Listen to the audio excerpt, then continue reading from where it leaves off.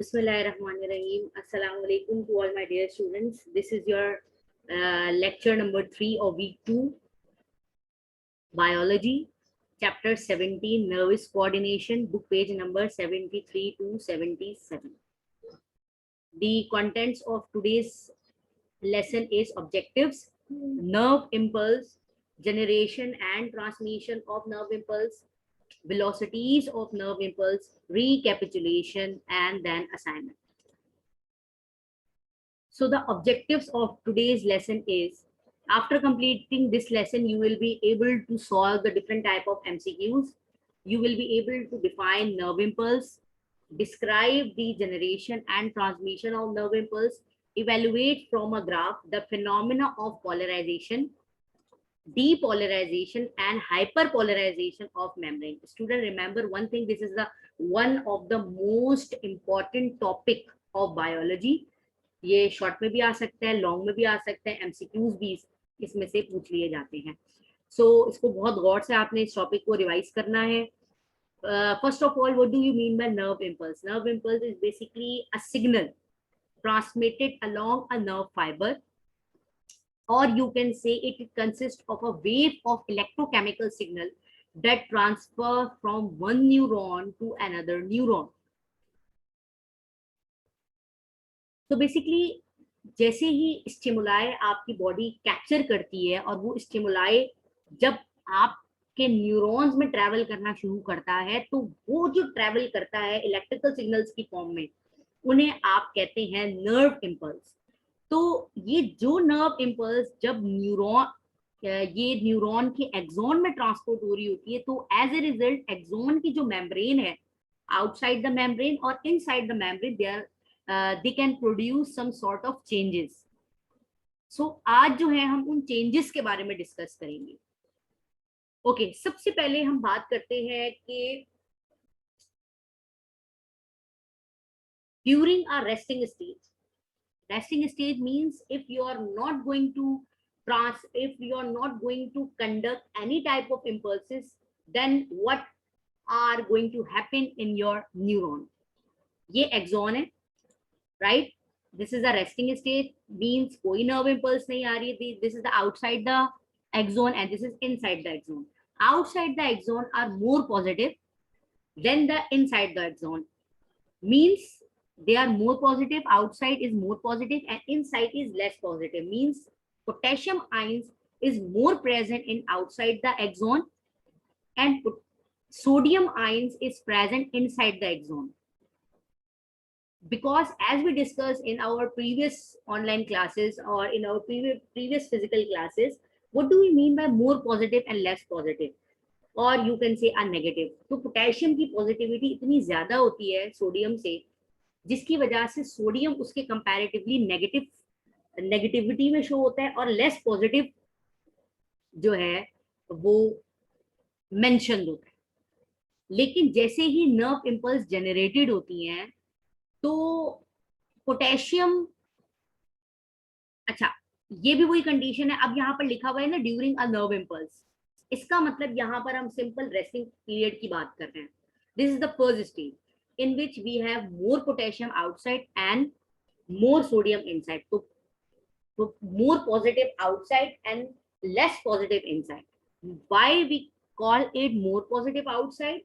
Because it contain more positive ion. And why we call it less positive inside? Because it contain sodium ion inside the axon. But during the action potential, what happened? The sodium is gradually moving toward inside, right? Action potential में अब क्या होगा कि sodium ions अंदर आएंगे. इसका मतलब sodium channel open हुआ और बाहर से जो सोडियम है वो अंदर आना स्टार्ट हो जाएंगे, और बिल्कुल सेम सोडियम पोटेशियम जो है वो अंदर से बाहर जाना स्टार्ट हो जाएंगे. अब सोडियम जो है वो सोडियम पंप से, सोडियम गेट से आना जाना शुरू करेगा, तभी हम इसे कहते हैं sodium potassium pump, right? So if we are talking about the animated diagram during the resting stage, so this is a sodium channel and this is the potassium channel. तो सोडियम चैनल जो है वो अगर open हुआ है तो इसका मतलब वो अंदर से बाहर जा रहा है या बाहर से अंदर आ रहा है। अगेन पोटेशियम चैनल ओपन होगा बाहर जाने के लिए भी, अंदर आने के लिए भी। अच्छा, एट अ टाइम एक चैनल ओपन होता है सिर्फ, यानी कि अगर सोडियम चैनल ओपन हुआ है तो पोटेशियम चैनल क्लोज होता है। तो रेस्टिंग स्टेट में सोडियम ओपन होता है और पोटेशियम क्लोज होता है। ये बात आपने याद रखनी है। Again I am repeating the thing के in the resting stage the sodium channels are open and the potassium channels are closed.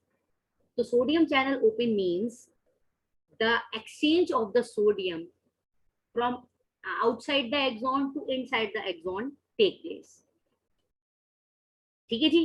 और हमें ये बात भी पता है कि एक और पंप होता है that is called sodium potassium pump, which is a which is quite similar for both the ions, from which when the two sodium moving to the outside of the cell as compared to potassium moving inside of the cell, तो दो potassium के comparatively में तीन sodium है, यानी कि potassium की positivity इतनी ज्यादा है कि अच्छा, अगर हमने एक पॉजिटिविटी बढ़ानी है तो हम दो पोटेशियम को अंदर लेके आएंगे, उसके कंपैरेटिवली तीन सोडियम को बाहर लेके जाएंगे, तब कहीं जाके पॉजिटिविटी बढ़ेगी या पॉजिटिविटी कम होगी। So during an action potential inside become depolarized. तो अच्छा, अब क्या होता है कि जैसे ही action potential is generated means when your body is going to capture some sort of impulses, as a result sodium channel open हो गया, और सोडियम चैनल जब ओपन हो रहा है तो सोडियम अंदर आना शुरू हो रहे हैं। तो जैसे ही सोडियम अंदर आना शुरू होते हैं तो inside become depolarised, right? So as we also discussed in the diagram, what happened, it all start from -70, right? So the in the resting period we have -70 millivolt. तो यहाँ पर याद रखना, ये जो चीजें एमसीक्यूज में पूछ ली जाती हैं। Okay, so whenever you are going to conduct any type of impulses, so the ये जो ग्राफ है ये moving toward the minus from -70 to +40, right? So this point of changes is called depolarization। और depolarization में क्या होता है कि सोडियम आयन जो है वो एक्सॉन के अंदर की मेम्ब्रेन में ज्यादा हो जाते हैं, ठीक है। अच्छा, अब इस पॉइंट तक जब तक ये +40 तक होता है तब तक सोडियम चैनल ओपन था। अब जैसे ही ये +40 पे पहुंचेगा तो सोडियम चैनल बंद हो जाएगा और उसके कंपैरेटिवली पोटेशियम चैनल ओपन हो जाएगा। यानी कि जब ये डीपोलराइज हो रहा था तो पोटेशियम चैनल ओपन नहीं था, सिर्फ सोडियम चैनल ओपन था।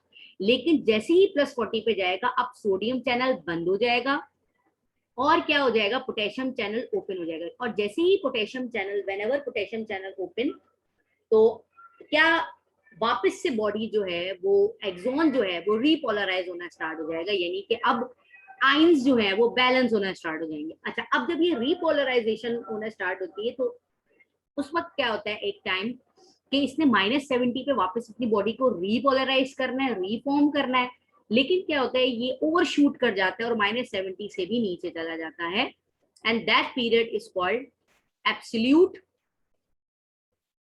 रेस्टिंग पीरियड या एब्सोल्यूट रिफ्रैक्टरी पीरियड। और this is the time in which our body unable to conduct any other type of impulses, right? तो ये ऐसा पीरियड है जिसमें आपकी जो बॉडी है वो दोबारा से अगेन कोई नर्व इम्पल्स को कंडक्ट नहीं कर सकती। अगर कंडक्शन आ भी रही हो इम्पल्सेस की, फिर भी वो इस ओवरशूट पीरियड में, एब्सोल्यूट रिफ्रैक्टरी पीरियड में, जब तक ये -70 पे वापस नहीं आ जाता तब तक ये कोई भी इम्पल्सेस को कंडक्ट नहीं करेंगे। एंड देन कुछ मिली सेकेंड के बाद they are again moving toward the resting potential, और अगेन ये जो है इम्पल्सेस की डायरेक्शन इसी डायरेक्शन में परफॉर्म होना स्टार्ट हो जाती है। तो स्टूडेंट्स, मैं एक दफा इसको दोबारा बता देती हूँ।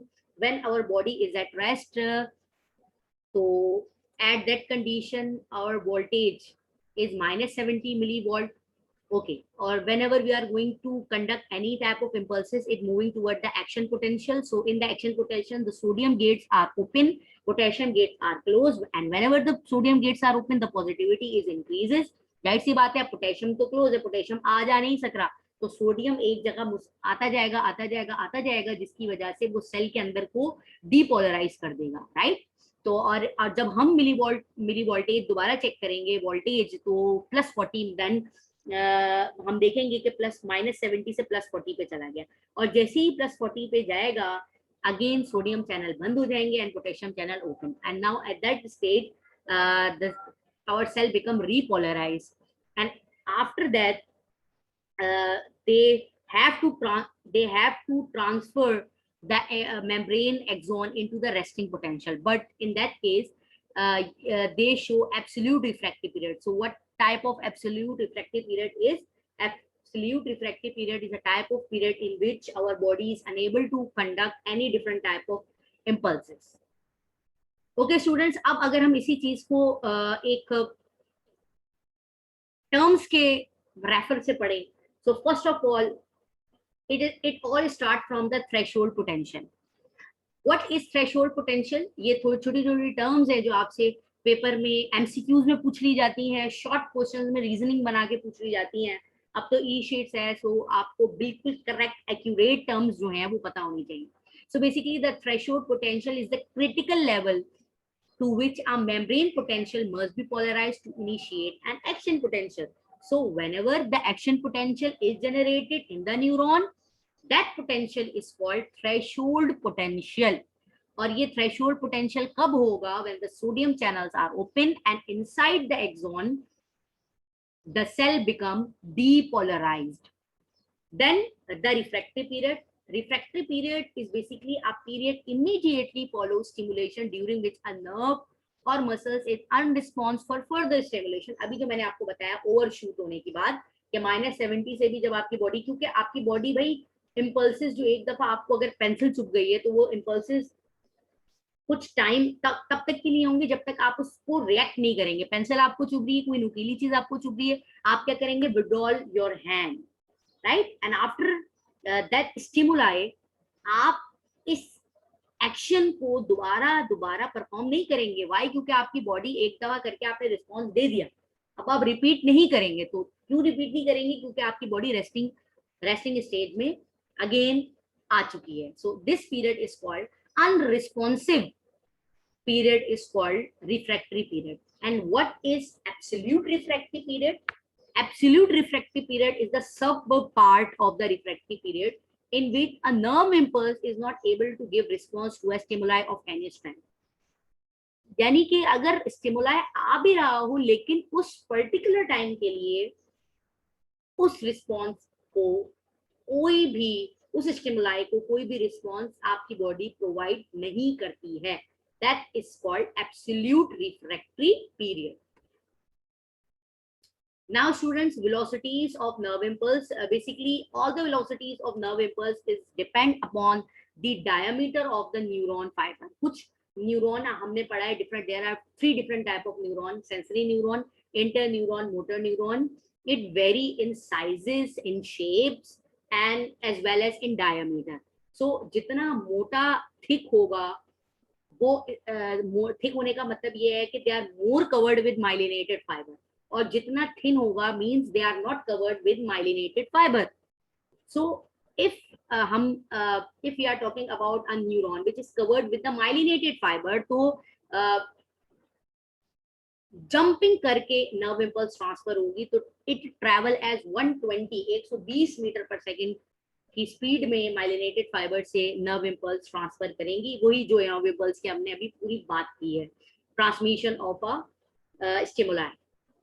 But if we are talking about the non-myelinated fiber, so it travel at 1 to 3 meter per speed, right? So saltatory conduction is up to 50 times faster in myelinated fiber. And what do you mean by saltatory conduction? Okay, अगर आप ये diagram देखें तो we have node, that is called node of Prandtl. So ये जो transmission होगी neuron की वो इस तरह से होगी जंप, एक न्यूरॉन से दूसरे न्यूरॉन पे आया, दूसरे न्यूरॉन से तीसरे न्यूरॉन पे आया, तीसरे से चौथे नोड पे, चौथे से पांचवे, पांचवे से छठे। तो अगर ऐसे इलेक्ट्रिकल सिग्नल जाएंगे और जंप करते हुए जाएंगे तो डेफिनेटली जो जंप करके सिग्नल्स जाएंगे वो फास्टर ट्रांसमिट होंगे। दैट्स मीन के this type of conduction which involve the jumping mechanism that are called saltatory conduction.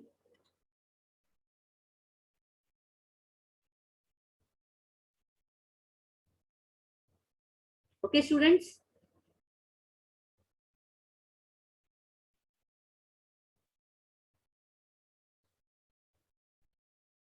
Okay, now we are going to recapitulate uh, all the events that occur in the conduction of nerve impulse.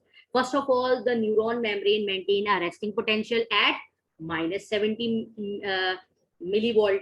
Then the threshold stimuli is received, which trigger the sodium channel, and the sodium channel open and the axon inside of the axon become depolarized.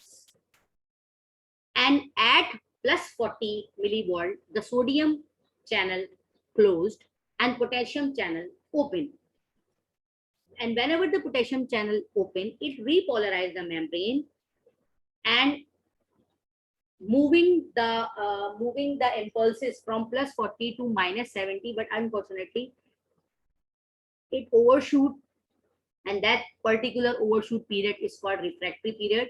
In the refractory period, our body is unable to respond any type of stimuli. Okay, now students, from now we are going to do assignment in the e-sheet. So मैं आपको instruction इसकी send भी कर दूंगी, मैं यहाँ पे लिख भी दूंगी अभी कि आपने ई शीट की प्रैक्टिस के लिए क्या क्या आपने इंपॉर्टेंट करना है। सबसे पहले तो ये है कि आपने अपनी कॉपीज पे ई शीट बनाना है। ई शीट आप कैसे बनाएंगे, हर मैंने सवाल के आगे उसकी लाइंस गिवन है कि इसको इतनी लाइंस में आपने करना है, right. So likewise we have 4 differences: resting membrane potential and active membrane potential, depolarization and repolarization, repolarization and hyperpolarization, refractory period and absolute refractory period. Note for each differences use 12 lines. So you have 12 lines for resting membrane potential and active membrane potential, 12 lines for depolarization and repolarization, repolarization and hyperpolarization. Hyperpolarization किसे कहते हैं, वही जो overshoot कर जाते हैं, जिसे जिस पीरियड में आपको पास refractory and absolute refractory period आता है, and refractory period and absolute refractory period. Okay student, this is all for today. Thank you.